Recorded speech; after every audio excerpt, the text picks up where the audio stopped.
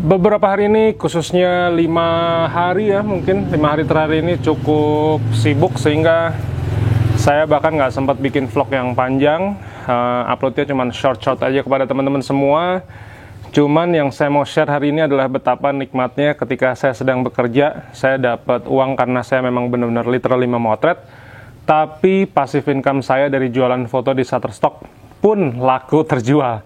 Jadi saya akan share pengalaman itu kepada teman-teman semua yang masih galau, yang masih bingung apakah ini bisa jadi sumber penghasilan.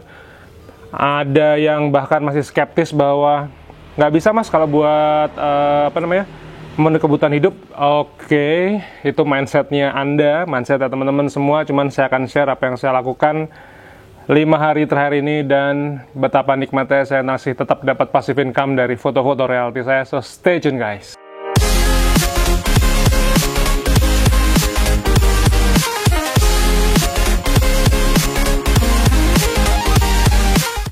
Halo teman-teman semua, nama saya Bima Aditya. Aduh, seneng sekali bisa bikin vlog yang rada panjang lagi buat teman-teman semua karena beberapa hari lalu cukup penuh ya waktunya untuk pemotretan villa di daerah Bantul, Bangunjiwo, Jogja. Jadi hektik ya, berangkat pagi jam 3:30, kemudian harus motret, kemudian lanjut lagi post production, photo proofing dan lain sebagainya. Cuman saya mau share bahwa di tengah-tengah kesibukan saya ini, saya dan beberapa subscriber yang masuk ke channel YouTube saya mulai share, Mas, sampai kemarin ada yang namanya Mas, siapa itu? Mas Rama kalau nggak salah ya, dia udah give up ya. Jujur udah putus asa, tapi ternyata setelah beberapa bulan dia refresh app Shutterstock-nya dan dia dapat $48 untuk single download. That's amazing guys.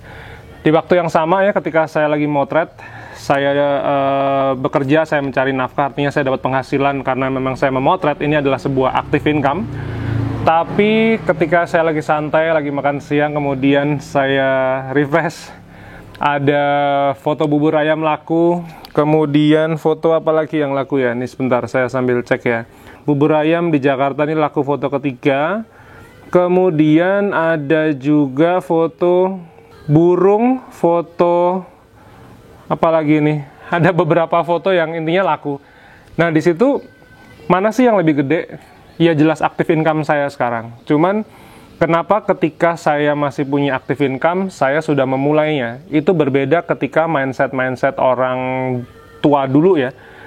Nanti bisnisnya kalau udah mau pensiun aja deh gitu. Nanti artinya bisnis tuh gini.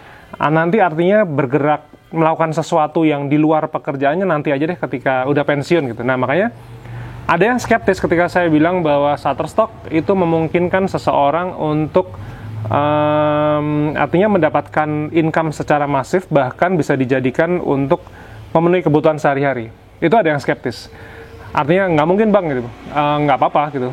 Jadi sesuatu yang tidak mungkin itu adanya di kepala kita. Nah kalau kita bilang mungkin maka mungkin. Kalau kita bilang nggak mungkin maka nggak mungkin. Pasti teman-teman udah pernah dengar sih cerita klasik basi dan buat beberapa orang mungkin dianggap omong kosong seperti ini pasti ada, yang sudah mendengar pasti ada. Cuman pemikiran saya tidak begitu gitu. Pemikiran saya adalah ketika kita menghormati small income, ini one day ini akan jadi sesuatu yang bernilai.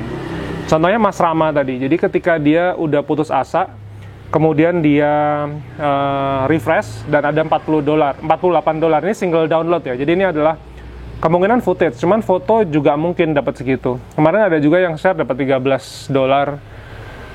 Bagus kok. Jadi artinya kenapa kita harus respect? Karena saya sudah menemukan banyak sekali orang yang nggak respect dengan small income. Ini kan pasif teman-teman, walaupun kita kerjanya masih harus rutin ya. Cuman income-nya pasif. Tapi kalau $48 kemarin saya langsung bilang, Mas selamat ya, ini udah langsung masuk threshold. Jadi bulan depan langsung payout gitu. Dia langsung bingung, Mas gimana caranya ngupload ini ya text formnya Mas, gimana caranya? Saya sudah share semua gitu, gimana cara ngisi text formnya. Jadi harapan saya selalu bilang kepada teman-teman semua ya, saya tahu teman-teman uangnya banyak, saya tahu teman-teman punya gaji, saya tahu teman-teman bahkan mungkin punya hasil usaha dari usaha teman-teman semua mungkin yang jumlah lebih banyak.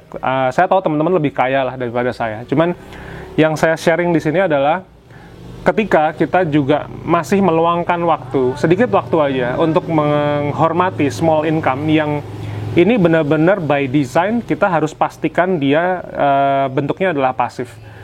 Ya, ini akan jadi sesuatu hal yang menarik gitu. Karena kan nggak semua orang mampu trading saham, nggak semua orang mampu mungkin investasi di kripto gitu. Bahkan nggak semua orang mungkin mampu punya hotel kayak saya gitu. Jadi artinya small income. Dan saya benar-benar menikmati betapa nikmatnya ketika saya dibayar beberapa juta untuk saya memotret. Kemudian saya refresh dan ada 10 sen. 10 sen itu 1.400 perak guys. Jadi buat bayar parkir motor aja di Jogja sekarang 2.000. Saya cuma dapat 1.400. Cuman saya cuma mau bilang ini alhamdulillah sekali. Allah memberikan saya rezeki yang tambahan ketika saya sedang menggunakan active income saya untuk mencari uang gitu. Dan ini ternyata teman-teman yang gabung ke channel, yang subscribe di channel YouTube ini mulai ngerasain manfaatnya. Sampai ada yang bilang, Mas, saya dapat 10 sen pertama kali. Gila, Mas, senengnya setengah mampus. Dia bilang, iya Mbak, gitu. Rasanya kayak dapat 10 miliar kan, padahal cuma 10 sen gitu. Apalagi yang kemarin tuh ada yang namanya Mas Royan apa ya, itu pernah main ke cafe saya dari Semarang. Dia pekerjaannya adalah driver, bener-bener driver, supir untuk bosnya gitu. Dia bilang, Mas, iya Mas, ini ada 3 download Mas, masing-masing $1.37. Guys, bayangin guys, yang kita lakukan di sini ini adalah menimbulkan sebuah harapan untuk bisa kita mencari uang di saat kita tidak sedang bekerja. Jadi ketika kita merem, kita main sama anak-anak, itu income-nya terus datang. Kecil sih, sekecil itu sekarang gitu. Jadi masalah nantinya jadi seperti apa itu tergantung mindset di kepala kita masing-masing. Makanya kalau teman-teman percaya ini akan jadi akan jadi passive income yang besar, maka insya Allah ini akan benar-benar terjadi kepada teman-teman semua. Tapi kalau teman-teman di awal sudah skeptis, 10 sen recehan, gue nggak penting gitu, ya udah, mendingan saya juga bilang bahwa nggak usah masuk ke Shutterstock kalau memang kayak begitu. Ini kita mainan uang recehan yang kita kumpulin sedikit demi sedikit sampai menjadi misalnya adalah $35. Kalau sekarang ini banyak orang-orang yang mungkin sebel ya dengan yang namanya menjual mimpi gitu. Saya lebih memilih untuk menjual apa adanya. Bahkan saya menjanjikan sebuah kesulitan ketika teman-teman masuk ke dalam dunia Shutterstock. Kenapa begitu? Karena saya juga susah. Saya ada yang download, ada yang enggak. Setiap hari ada yang kosong, ada yang enggak. Saya sih nggak peduli gitu. Karena saya ngurusin fotografi saya sudah punya tabungan yang cukup. Kemudian saya bisa bangun guest house, saya bisa bangun coffee shop. Guest house saja ada 3 gitu. Kebanyakan orang tuh terus kemudian kalau dia udah punya duit, kemudian dia males gitu. Dia menikmati hasilnya sekarang. Cuman kenapa saya terus berinvestasi, kemudian kenapa saya terus bekerja, bahkan di Shutterstock ini susahnya setengah mampus gitu. Itu karena saya berpikir bahwa bisa nggak Allah menghilangkan semua yang saya punya? Bisa guys. Bisa nggak tiba-tiba saya mau nggak mau harus hidup dari Shutterstock? Bisa, karena terserah yang di atas, dia yang punya duit. Saya itu kan nyawanya punyanya dia gitu. Ketika saya bilang nanti saya misalnya bakal terus naik gitu, ya siapa yang tahu juga gitu. Ketika dulu 2013 tiba-tiba saya harus minus 200 juta, siapa yang minta? Saya kan nggak minta gitu. Saya punya Nina sama anak-anak, nggak mungkin dong saya minta bangkrut. Tapi Tuhan memberikan saya kebangkrutan gitu.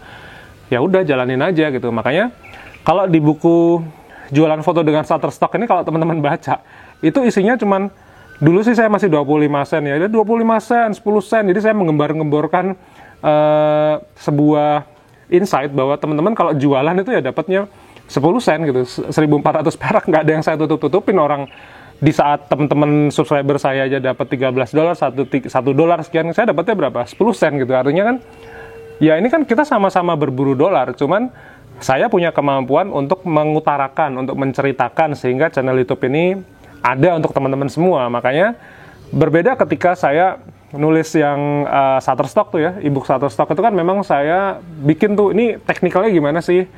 Karena sekalipun 2 ebook saya ini tidak diperuntukkan untuk fotografer ya. Jadi kalau teman-teman yang fotografer mungkin ngelihatnya, wah Mas komposisinya salah gitu. Ya salah nggak apa-apa, yang penting laku gitu. Karena kedua ebook saya ini, jualan foto dengan Shutterstock dan Shutterstock ini, sebenarnya itu tidak diperuntukkan untuk fotografer, tapi untuk orang-orang yang hobi memotret dan kepengen melakukan sesuatu hal lebih dari foto-foto ngasalnya itu. Masalahnya di Shutterstock itu, dan saya juga baru menemukan di Shutterstock atau Microsoft lainnya ya, ini kan karena saya mainnya di Shutterstock. Ini foto-foto ngasal aja laku gitu. Wah, ini kalau saya share, satu, saya dapat duit jelas. Saya AdSense dapat duit. E-book saya jelas dapat duit. Saya nulis e-book tuh dari tahun 2012, saya punya 19 e-book sekarang. Jadi yang itu menjadi sebuah passive income buat saya. Nah ini, kalau saya dapat duit, ketika teman-teman juga dapat duit, saya kayak nabung berkah aja gitu, nabung pahala saya aja. Toh artinya setiap orang yang dapat 10 sen, dapat 33 sen, dapat $1, dapat $13, bahkan tadi ada yang dapat $48. Ini duitnya buat siapa sih? Buat teman-teman semua gitu. Saya untungnya apa? Saya untungnya ya teman-teman nonton saya dapat AdSense, yang paling gampang dipahami itulah. Tapi sebenarnya turunannya tuh banyak sekali yang bisa saya kerjakan dan menghasilkan saya income gitu. Jadi tagline-nya adalah sama. Ini adalah daripada foto-foto ngasal itu dibiarin, yuk kita jual jadi duit gitu. Nah kita sama-sama berburu dolar. Bayangin aja, anggaplah misalnya di Indonesia misalnya dapat misalnya royalti secara keseluruhan di satu negara, anggaplah misalnya 10 miliar gitu. 10 miliar kan misalnya jatah saya sebulan cuma 500.000, jatahnya teman-teman 1 juta, jatah siapa lagi beda lagi. Oh besok bulan depan saya jatahnya 2 juta, teman-teman misalnya 600.000, kan boleh-boleh aja gitu. Namanya juga kita sama-sama berburu dolar di Shutterstock. Sekarang kalau saya ngomongin masalah putus asa gitu, keputusasaan kayak tadi si Mas Rama tadi udah berbulan-bulan nggak dicek, ternyata dicek $48. Saya putus asa nggak? Putus asa guys. Putus asa itu normal, itu apa ya, kodratnya kita sebagai manusia. Namanya juga kita diberikan sebuah hawa nafsu, diberikan sebuah intelijensi, dan dimana kita tuh berpikir sangat manusiawi. Jadi ketika saya nggak ada download, sebel nggak? Sebel. Kadang-kadang sampai wah ini nyebelin banget nih, udah 2 hari misalnya nggak ada download, itu tiba-tiba hari ketiga ada download.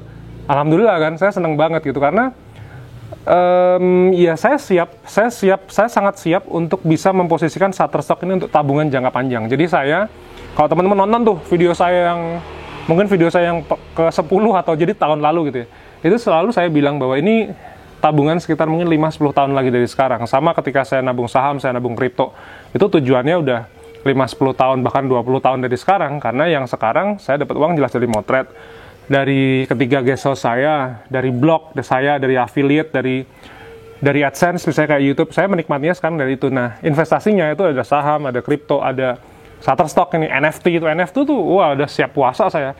Teman saya ada yang jualan NFT 2 minggu laku, berapa tuh? 0, berapa Ethereum, artinya mungkin sekitar 8 juta. Dia baru mulai laku ETH-nya sekitar 4-5 juta gitu. Saya udah 2 minggu nggak laku-laku NFT-nya ya. Saya udah siap nih, ini NFT ini siap-siap. Mungkin saya lakunya kayak Mas Ghazali gitu, tahun ke-5, tahun ke-6 baru laku ya. Nggak masalah, yang penting saya nabung gitu. Saya nabung duit, saya nabung konten gitu. Nah, jadi mudah-mudahan teman-teman terinspirasi bahwa yuk kita bareng-bareng. Saya tahu teman-teman lebih kaya lah daripada saya, uangnya banyak gitu. Tapi kalau misalnya teman-teman suka fotografi, ini daripada cuman sekedar dapat like, yuk kita jualin bareng-bareng, kita hunting dolar, kita tarik dolar bareng-bareng ke Indonesia. Dan khususnya teman-teman yang benar-benar baru pertama kali dapat income dolar, mudah-mudahan ini jadi berkah, mudah-mudahan ini bisa beliin anaknya susu, bisa beliin istrinya baju. Ya kalau dapat payout misalnya $35 atau anggaplah misalnya $50 kan hampir 700.000 ya. Beli baju kan ada tuh yang misalnya 100 ribuan, atau bahkan ada yang 100 ribu dapat 2 aja ada. Kaos saya nih, ini kaos polos ini saya sablon itu harganya cuman 45.000. Jadi kalau 100.000 saya beliin istri saya, atau teman-teman beliin istrinya teman-teman, kan kaos dapat 2, anaknya dibeliin makan, mungkin traktir makan yang ya steak pinggir jalan lah, yang satu porsinya mungkin 50.000, itu kan jadi berkah buat teman-teman dan memberikan cinta kasih buat keluarga, memberikan sebuah semangat baru bahwa oh nih, kalau ayah ini motret, nanti sambil ayah misalnya macul di sawah misalnya gitu ya, nanti ayah bisa cariin kamu uang loh nak, misalnya gitu. Nah, hal-hal seperti itu, harapan-harapan seperti itu, itulah yang paling penting buat keluarga kita. Jadi mudah-mudahan teman-teman terinspirasi, yang kepengen download ebook jualan foto dengan Shutterstock, dan Shutterstock linknya ada di bawah. Kalau yang lewat Google Books atau website saya, jelas ada kupon code, silahkan dipakai. Yang nggak punya credit card, silahkan email saya, nanti saya bantu. Stay tune. Subscribe buat teman-teman yang baru pertama kali datang, subscribe, nyalain loncengnya, karena saya akan share tentang dunia fotografi, kehidupan saya sebagai seorang fotografer setiap hari jam 5 pagi. So stay tune, kita ketemu di video berikutnya.